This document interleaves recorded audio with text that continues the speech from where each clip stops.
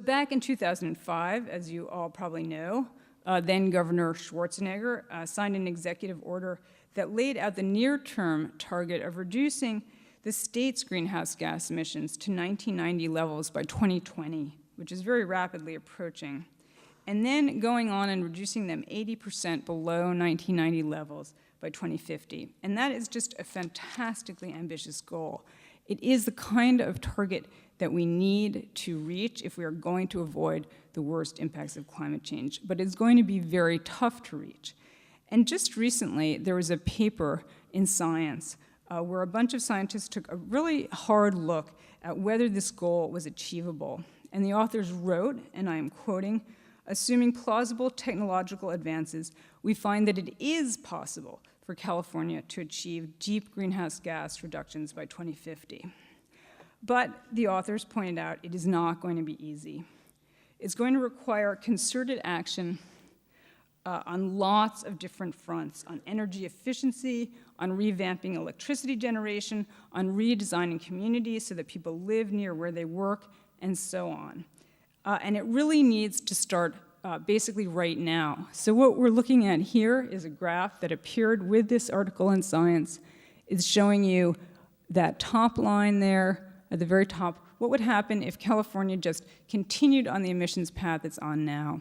And then that bottom line under that sort of olive green, that is where you have to pull emissions down to get to that dotted line of 80% reductions. And all of those sort of wedge-shaped colored blocks in there are different things that you have to do to avoid those emissions, to avoid having emissions just keep creeping up, and to start cutting emissions. And you see what those are: energy efficiency, changing the way we generate electricity, smart growth, PV panels on our roofs, et cetera. But you also see that they all start, according to this graph, they all start basically today or maybe yesterday.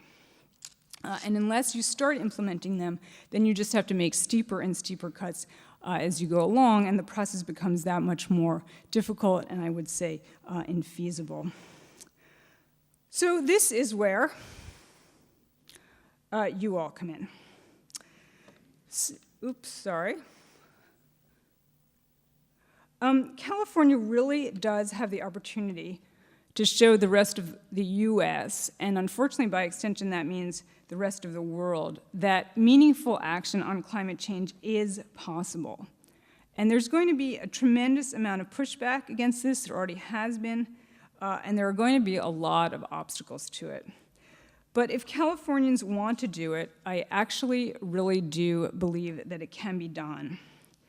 So that is my plea to you, and here I am really stepping out of my role as a journalist at this point, and I'm speaking to you more as a mother, and also just as a fellow inhabitant of this planet. And my plea is really to please make this a priority. Make it a priority in your personal lives, but really, just as importantly, I think, make it a priority in your political lives. Let your elected representatives know that you are going to be voting on this issue. And that goes at a state level, and it also goes at a national level.